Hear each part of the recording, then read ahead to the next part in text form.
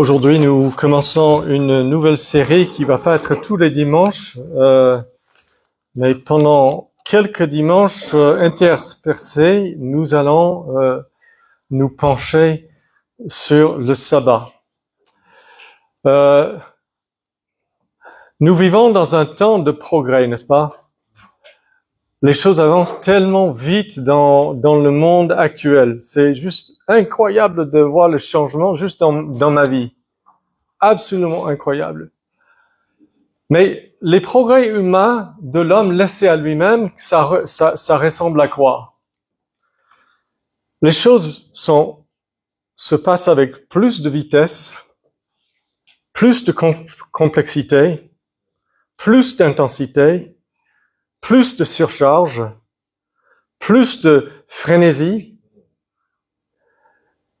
Et les moyens qu'on utilise pour les progrès modernes, l'éducation, la technologie, enfin tous ces moyens ne sont pas des moyens qui bâtissent les relations entre les hommes. Et dans tous ces progrès que nous faisons, l'homme n'a plus de marge. Il n'a pas de marge. Il n'a pas la marge qu'il faut pour les relations personnelles, pour connaître son Dieu et pour aimer son prochain. Et nous avons désespérément besoin de parler du repos. Maintenant, je vais vous dire à quel point le sabbat est important. Écoutez ceci. Dieu lui-même garde le sabbat. Le 7e jour, l'Éternel Créateur s'est reposé. Le sabbat est une de 5 institutions créationnelles. À la création, Dieu a institué 5 choses dans la vie humaine pour toujours, comme le travail, le mariage, des choses qui doivent jamais changer. Et une de ces 5 choses, c'est le sabbat. Le sabbat est un des 10 commandements écrits par le doigt de Dieu dans une pierre pour ne pas être effacé. La violation contre le sabbat dans l'Ancien Testament a été punie de mort. Le Sauveur, le Fils de Dieu, dit « Je suis le maître du sabbat ». Et dans la Bible, le ciel, le paradis, est dépeint comme un sabbat éternel. N'est-il pas grand temps, que nous nous penchions sur la question du sabbat de Dieu? Maintenant, pour comprendre le sabbat, vous devez avoir les réponses à 4 questions. D'abord, qu'est-ce que le sabbat? Ça signifie quoi? Deuxièmement, qui doit garder le sabbat? Est-ce que c'est juste un commandement pour l'Alliance mosaïque pour les Juifs ou est-ce que c'est pour l'homme? Troisièmement, quand est-ce que vous devez garder le sabbat? Certains disent que c'est samedi. La plupart des chrétiens disent que c'est dimanche. Et quatrièmement, comment dois-je faire pour garder le sabbat?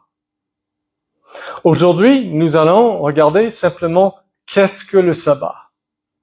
Et vous allez voir, les amis, que le sabbat nous fait entrer dans la grâce même du Dieu vivant, dans la bonne nouvelle de Dieu envers vous et dans son amour. C'est fou. Le sabbat aussi parle de l'évangile? Ben oui. J'ai 3 points. Le premier point, c'est que le sens fondamental du sabbat, c'est le repos. Tout simplement. Le sens fondamental du sabbat, c'est le repos. Alors, nous allons regarder notre premier verset.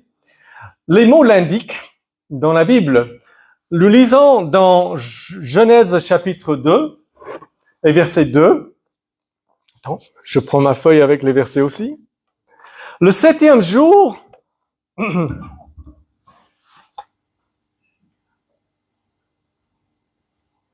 oui. Ça va, tout est bon. Le septième jour, toute l'œuvre que Dieu avait faite était achevée et il se reposa. En hébreu, le mot est « il se sabbatisa ». Au septième jour de toute l'œuvre qu'il avait faite. Un autre verset, Exode chapitre 31 et verset 15. On travaillera 6 jours, mais le septième jour, ce sera le sabbat, le jour du repos, consacré à l'Éternel. Le sens fondamental du sabbat, c'est le repos. Le mot signifie repos. Dieu se sabbatisa et traduit en français, Dieu se reposa. Le mot signifie cesser, désister par rapport au travail. D'accord? Et ça peut créer une mauvaise image dans votre tête. Je vous dis, le sabbat, c'est se reposer, et vous pouvez penser que, donc, le jour du Seigneur, c'est un jour d'inactivité. Non, ce n'est pas un repos d'inactivité.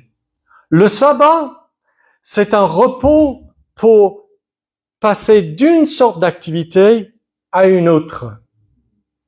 Donc, regardez avec moi encore en Genèse 2, c'est le prochain verset, quand on relit, le septième jour, toute l'œuvre que Dieu avait faite, c'est-à-dire l'œuvre de la création, toute cette œuvre que Dieu avait faite était achevée et il se reposa au septième jour de toute l'œuvre qu'il avait faite. Pas de toute œuvre possible, mais de toute œuvre qu'il avait faite. Les Juifs avaient un malentendu à un moment donné. On voit les pharisiens qui discutent et disputent avec Jésus parce qu'ils pensent que sabbat signifie ne rien faire. Et si vous pouvez montrer Jean chapitre 5, Jésus les corrige. Et ils pensent que comme Dieu s'est reposé le septième jour, Dieu ne fait aucune œuvre. Alors Jésus leur répondit, mon Père travaille jusqu'à présent. Et moi aussi je travaille. Non, Dieu, c'est un jour de sabbat où Jésus dit ça, et il dit, non, Dieu est en train de travailler aujourd'hui, c'est le sabbat, mais Dieu travaille. Mais il ne fait pas de travail de création. D'accord? Maintenant, nous sommes en train de dire que le sens fondamental du sabbat, c'est le repos. Je vous ai dit que les mots l'indiquent, je vous ai dit que c'est pas un repos d'inactivité, mais un repos de arrêter une chose pour faire une autre. Et je voudrais vous dire aussi que le repos du sabbat, si nous voulons essayer de le définir, c'est se reposer de notre travail habituel de 6 jours pour nous dévouer à la communion avec Dieu et son peuple. Ça va? Le sabbat, c'est se reposer du travail habituel des 6 jours pour se dévouer à la communion avec Dieu et son peuple. Alors, je vais prendre ces deux parties, une après l'autre. D'abord, se reposer du travail habituel des 6 jours. Alors, regardez dans le verset suivant, qui est en fait dans les 10 commandements, la description du sabbat dans les 10 commandements qui est devant vos yeux. Alors, nous lisons ceci.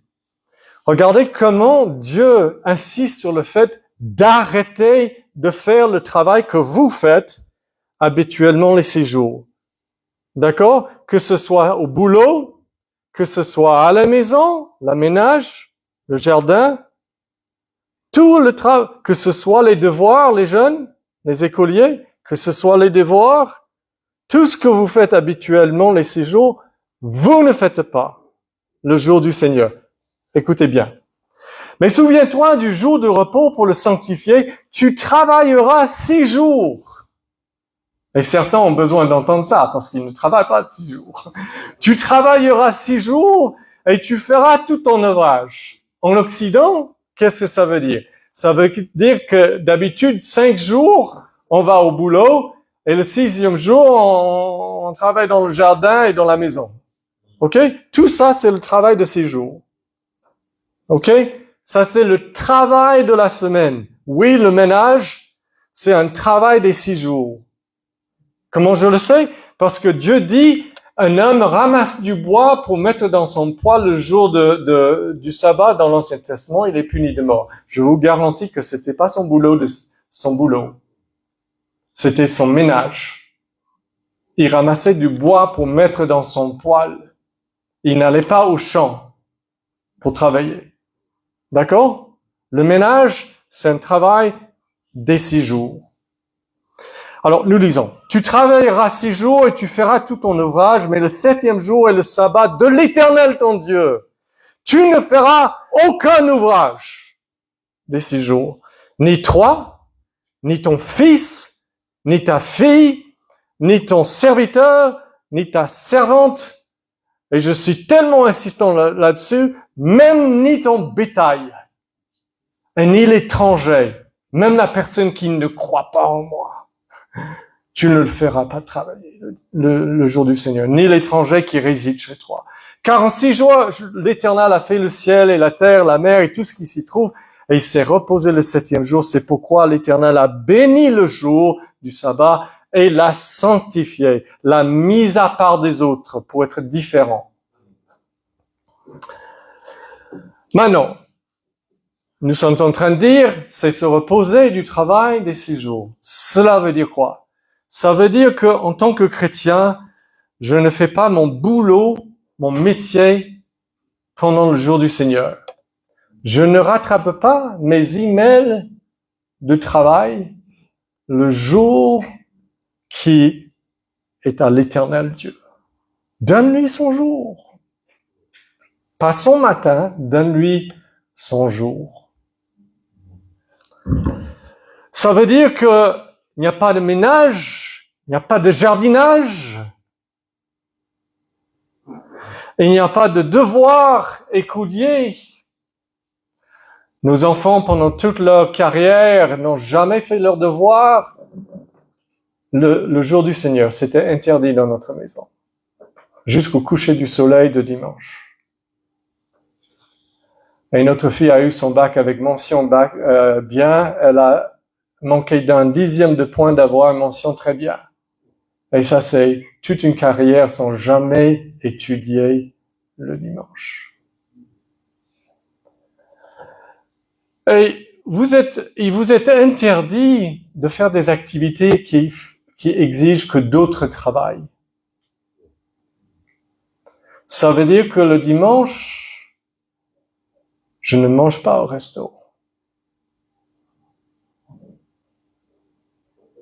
Ni toi, ni ton serviteur, ni l'étranger. S'ils vont travailler, c'est pas moi qui va les faire travailler. Je sais que je vous apprends de nouvelles choses. Maintenant, ne vous inquiétez pas. Il faut du temps pour tourner le navire.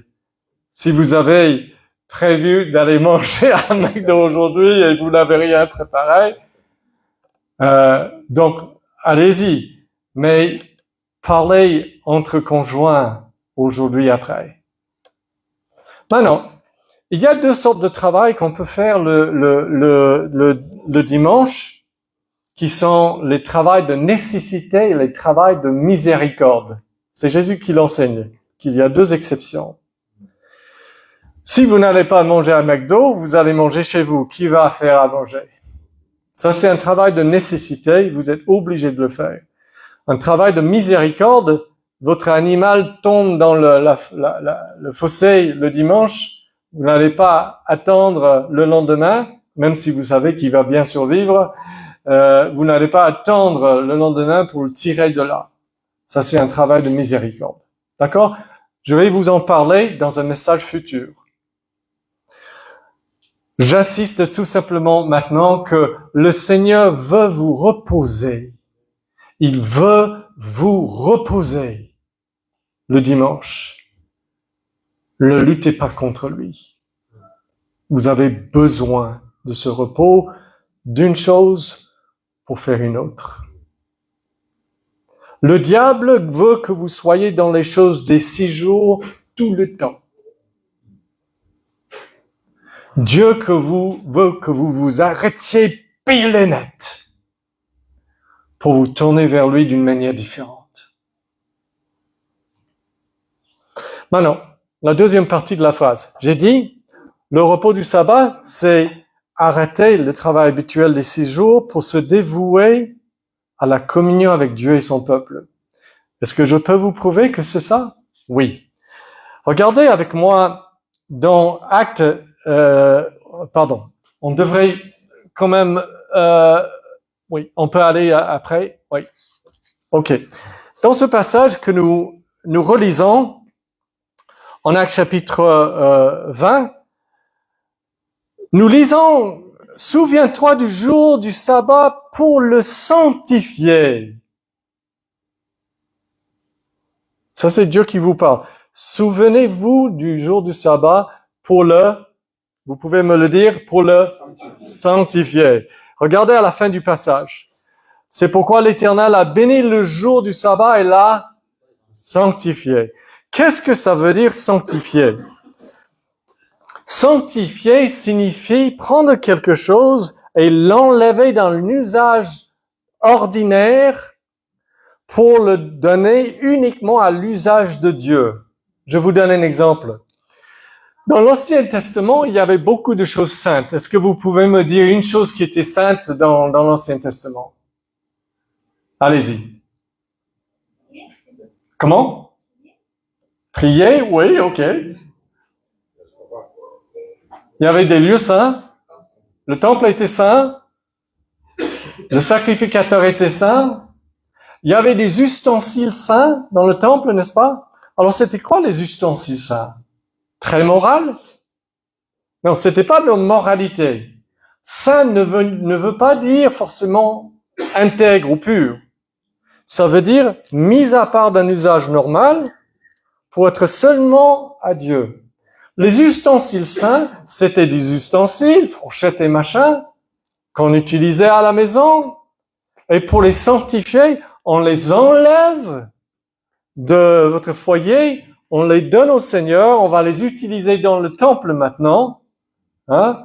Et maintenant, ils sont sanctifiés, on ne peut les utiliser que là, dans le temple. Ça va? Il y avait un parfum saint. Dieu a dit, vous allez faire tel mélange de telle herbe et vous allez faire un parfum. Mais vous n'avez pas le droit de faire ce mélange exact pour un parfum chez vous. C'est interdit. Parce que c'est un parfum saint, c'est-à-dire mis à part seulement pour Dieu. Alors, quand vous rendez le jour du Seigneur saint, vous mettez à part ce jour, pas pour l'usage commun, votre ménage, vos emails, votre travail, et ce jour est donné à Dieu. Et je vais vous expliquer en quoi. Mais regardez avec moi dans Exode chapitre 31 et verset 15. On travaillera 6 jours, mais le 7e jour, ce sera le sabbat, le jour de repos consacré à l'Éternel. Vous voyez? Le jour consacré à l'Éternel. Et encore, donc un autre verset qui est en Lévitique chapitre 23, 3. On travaillera 6 jours, mais le 7e jour est le sabbat, le jour de repos, une sainte convocation. Donc, une activité spéciale le dimanche, c'est le culte, la sainte convocation. N'est-ce pas? Qu'est-ce qu'on fait d'autre le dimanche pour le consacrer à l'Éternel? Eh bien, la communion fraternelle. C'est un jour pour inviter les frères et sœurs, manger ensemble, aller faire une promenade ensemble, dans la nature, avec les yeux de Dieu, pour parler des choses de Dieu. Chanter ensemble, prier ensemble, parler du message ensemble. On a passé de formidables dimanches avec des gens autour de la table. Souvent, beaucoup de jeunes autour de la table qui étaient dans notre église. Et nos enfants ont grandi en sachant que jusque dans l'après-midi, on parlait souvent des choses de Dieu avec plein de monde. C'est aussi un jour en famille pour lire des livres chrétiens. Nous avons pris l'habitude d'avoir 1 heure de lecture où je lisais à haute voix à ma famille un livre chrétien. Pas un livre abstrait, mais toujours un livre concret, une biographie, le voyage des pèlerins, quelque chose que les enfants pouvaient suivre et aimer. Et combien de fois après fois, ma femme en est témoin, que les enfants me disaient dimanche après-midi, « Papa, un chapitre de plus, un chapitre de plus. » Et semaine après semaine, le dimanche était différent. Parce que ce jour-là, ensemble, on lisait quelque chose d'inspirant et de stimulant spirituellement, qui parlait des hommes et des femmes de Dieu, le royaume de Dieu, qu'est-ce que Dieu a fait dans le monde. Et on consacrait le jour à l'Éternel. On jouait aussi au badminton dans le jardin après. Le jour de dimanche, c'est un jour de repos physique et un jour d'activité spirituelle. C'est pas un jour de sport, pour aller juste jouer au sport, c'est pas ça que je veux dire. Mais oui, c'est un jour de détente. Mais tout est tourné vers l'Éternel. Quand nous avons eu des camps chrétiens et qu'on a dit aux garçons qui voulaient aller, détendez-vous 1 heure sur le terrain de foot, mais ne gardez pas le score ce dimanche. Vous voyez la différence? On n'est pas dans cette mentalité des 6 jours. C'est le jour de l'Éternel. On est en repos. La dernière chose que je veux vous dire au sujet de ce premier point, et c'est le plus long, on est en train de dire que le sens fondamental du sabbat, c'est le repos. Mais la dernière chose que je dois vous dire là-dessus, c'est que le repos du sabbat nous enseigne que le but de notre existence, écoutez bien, le but de votre existence n'est pas le travail, mais la communion avec Dieu. Alors, regardez dans 2 versets que je vais mettre côte à côte là. On va regarder à droite d'abord. C'est Dieu qui nous montre que le but de votre existence n'est pas le travail, même le travail spirituel. D'accord? Mais la communion avec Dieu. Dieu se présente en exemple que nous devons imiter. Et regardez, tu travailleras 6 jours, tu feras tout ton ouvrage. Regardez bien cette phrase, tout ton ouvrage. Et puis à la fin du verset, car en 6 jours l'Éternel a fait le ciel, la terre, la mer, tout ce qui s'y trouve, et il s'est reposé le 7e jour.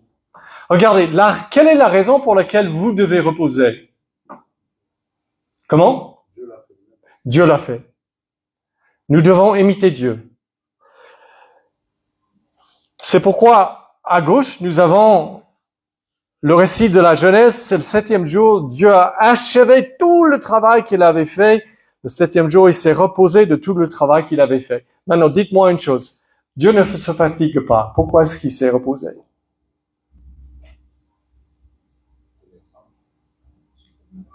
Il y a plusieurs raisons.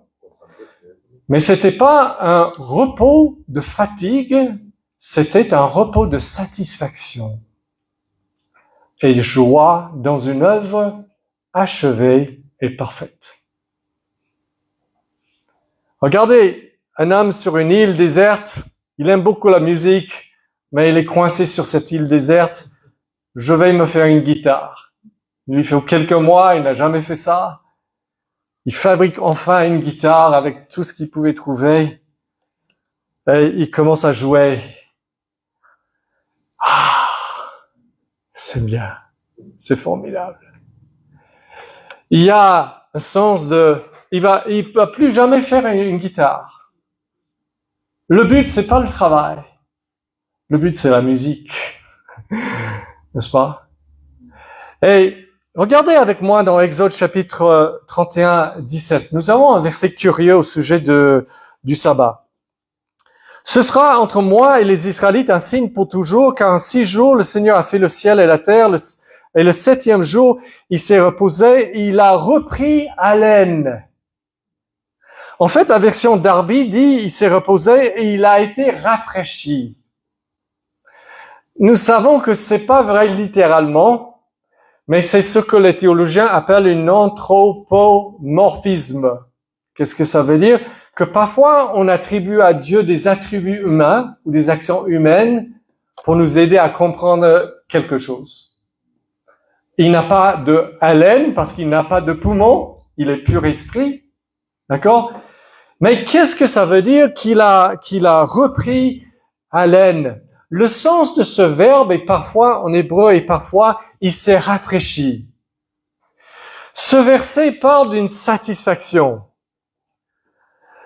De quoi est-ce que Dieu est satisfait le 7e jour après la création? Pourquoi est-ce qu'il est dans la satisfaction? Dans une joie, dans un repos, non pas de fatigue, mais de satisfaction. Il est satisfait de quoi? Il est satisfait d'un monde absolument parfait et surtout, il est satisfait de l'homme. Il se réjouit de l'homme fait complètement à son image, qui reflète ce qu'il est lui-même et qu'il est complètement en communion avec lui. C'était ça son but. Il voulait vous avoir parfait, ami de Dieu. D'accord? Alors, Dieu se repose parce que son but ultime n'est pas le travail. C'est la communion avec l'homme. Et il nous demande de l'imiter. Donc, un jour sur 7, j'arrête tout et je dis, mon but n'est pas le travail. Même mon travail de pasteur, je ne prépare pas de sermon le dimanche. Le but de ta vie n'est pas le travail, le ménage, la propriété de la maison, les devoirs de l'école. Le but de ma vie, Dieu m'a fait, et il m'a fait pour une raison. Et ce n'est pas le travail. C'est pour être en communion avec lui. Et un jour sur 7, le jour de l'Éternel me rappelle. C'est ça mon but dans la vie. C'est d'être aimé par Dieu et de l'aimer en retour. C'est formidable le sabbat. Regardez avec moi Isaïe 58. Ouais. Un verset très frappant. Dieu dit à Israël, « Si tu retiens ton pied pendant le sabbat pour ne pas faire ce qu'il te plaît en mon saint jour, si tu qualifies le sabbat de délicieux, parce que c'est un jour pour te délecter de Dieu. C'est ça, le jour. Je suis libéré de tous mes soucis, de mes labeurs, pour la communion, pour me délecter. Si tu qualifies le sabbat de délicieux, le jour saint de l'Éternel de glorieux, et si tu le glorifies en ne suivant pas tes voies, en ne te livrant pas à ce qui te plaît, ni à de vains discours, alors tu feras de l'Éternel tes délices, le jour de communion. Et je te transporterai sur les hauteurs du pays. Je te nourrirai de l'héritage de Jacob ton père, car la bouche de l'Éternel a parlé.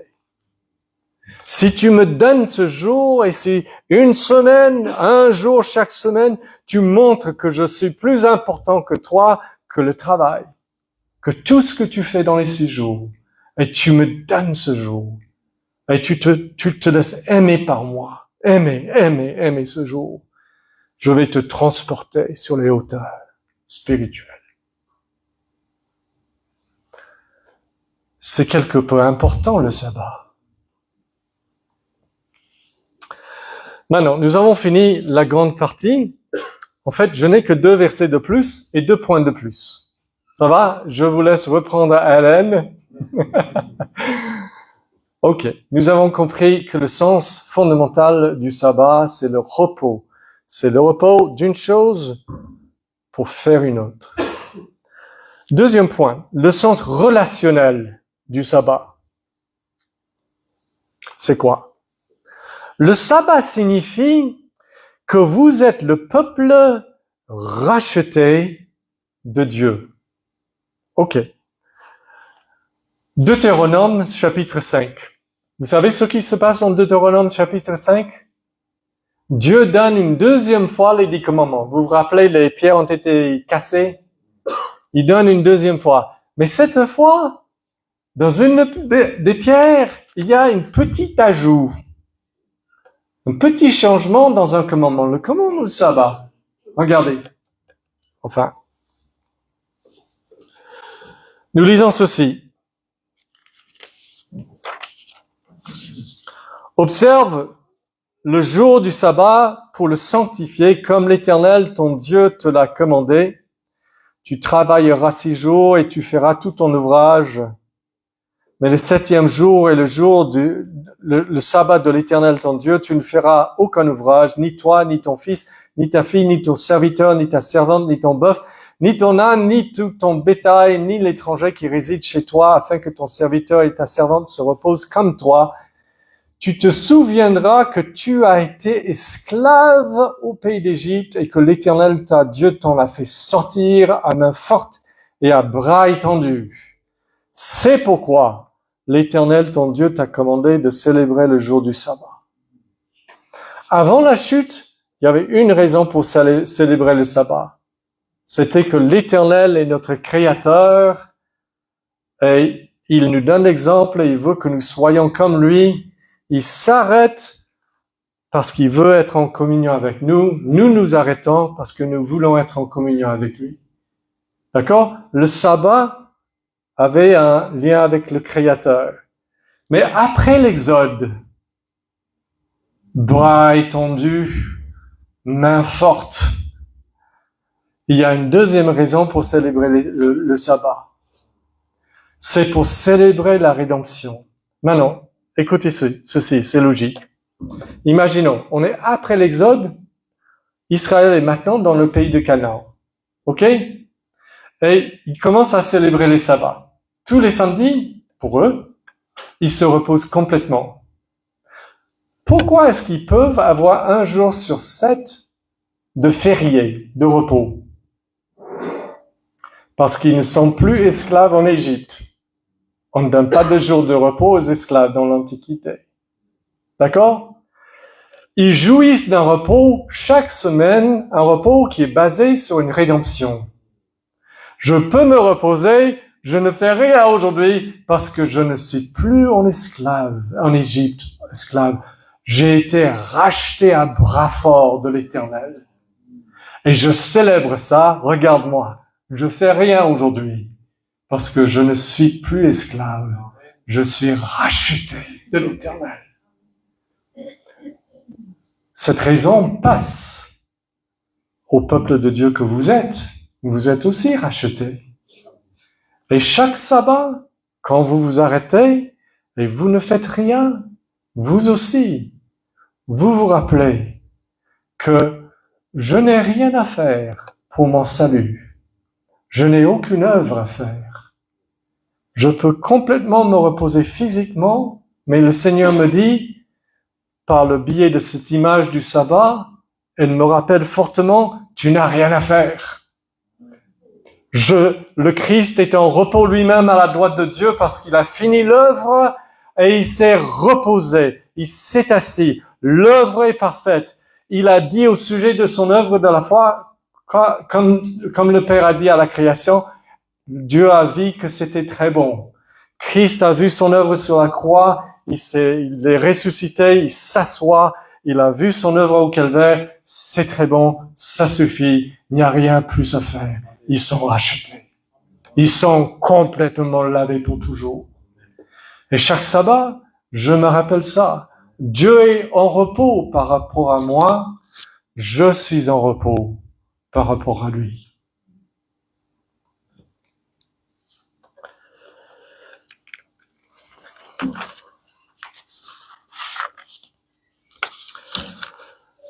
Chaque dimanche, nous voulons nous rappeler que Dieu nous commande de nous reposer physiquement et nous commander de se tourner vers lui dans la communion, mais aussi il nous commande de nous rappeler de la rédemption. Parce que vous avez été rachetés, reposez-vous. Reposez-vous dans tous les sens. Jouissez de mon salut. Je me demande si vous faites ça les dimanches. Est-ce que le dimanche, habituellement, ça vous renvoie à la rédemption? Ça vous renvoie au fait que vous êtes en repos? Qu'il n'y a aucune œuvre à faire pour votre salut? Tout a été fait? Ou peut-être chaque dimanche vous êtes là et vous ne faites pas de lien. Dieu vous commande de faire le lien. Il vous dit, vous étiez esclaves et je vous ai racheté de main forte. C'est pourquoi l'Éternel vous a commandé de garder le sabbat. La dernière chose que nous devons dire au sujet du sabbat, le sens fondamental, c'est le repos. Le sens relationnel, c'est que vous êtes maintenant le peuple racheté de Dieu. Et le sens final du sabbat, pour nos petits théologiens, ça veut dire final, ça veut dire eschatologique.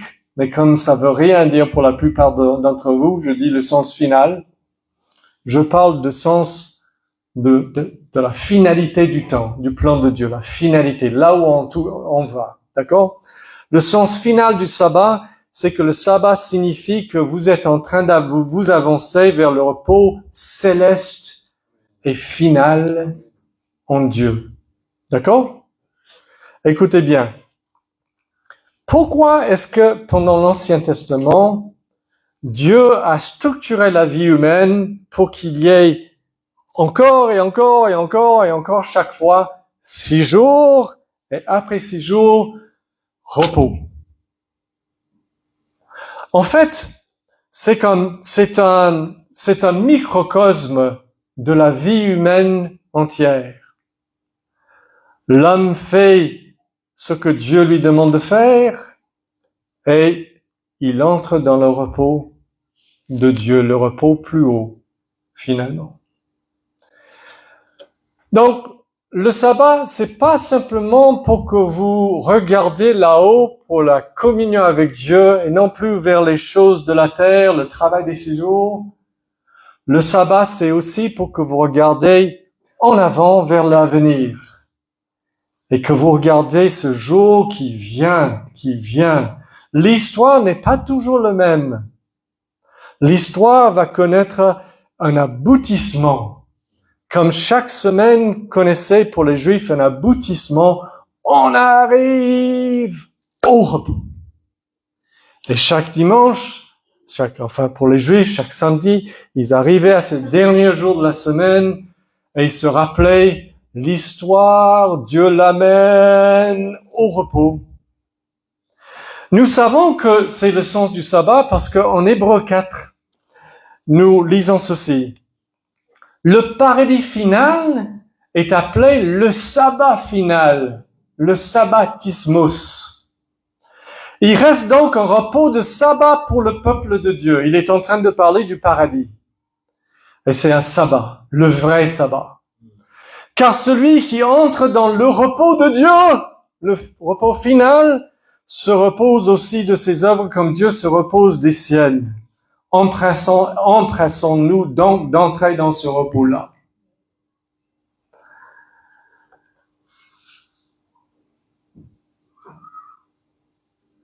Le principe du sabbat, donc, c'est le principe de l'eschatologie.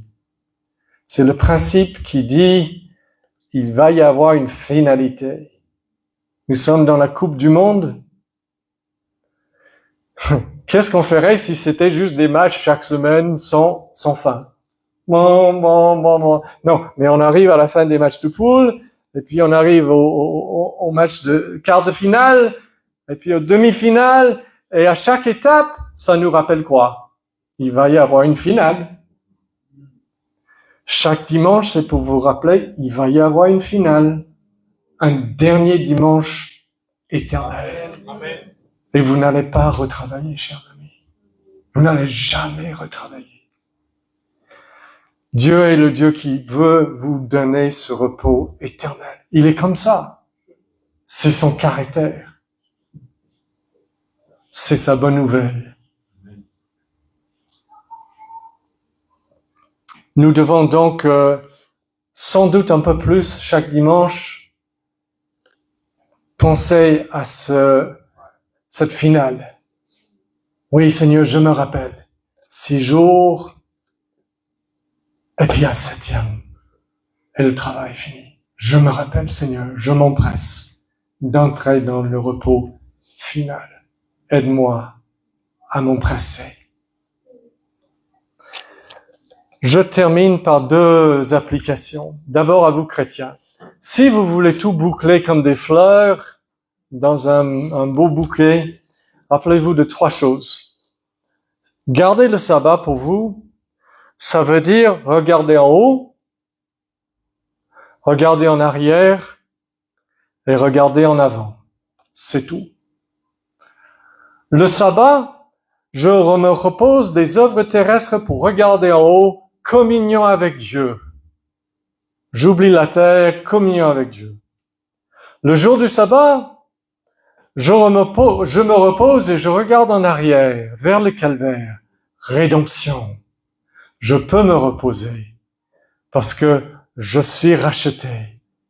Aucune œuvre n'est plus nécessaire pour moi. Troisièmement, jour de repos, je regarde en avant. Le dernier sabbat vient. Le repos sans fin. Seigneur, je me rappelle, je veille, je prie. À toi de venir. Pour les chrétiens, c'est ça. Regardez en haut, le jour de sabbat, regardez en arrière, regardez en avant. Si vous n'êtes pas chrétien aujourd'hui et vous m'écoutez, sachez que Dieu veut vous faire entrer dans ce repos. Il le dit, je vous l'ai dit. L'Écriture dit ceci, celui qui entre dans le repos se repose aussi de ses œuvres comme Dieu se repose des siennes. Empressons-nous d'entrer donc dans ce repos-là. Dieu a tout fait pour que vous puissiez maintenant, sans plus, tout de suite, entrer dans le repos de Dieu. Christ est assis à la droite de Dieu. Il se repose. Il n'y a rien à faire pour que vous soyez mis en œuvre, mis en règle avec Dieu. Le Père est satisfait de l'œuvre de Dieu. Jésus est satisfait de son œuvre. Se convertir, c'est simplement satisfaisez-vous de son œuvre. C'est tout. C'est ça la foi.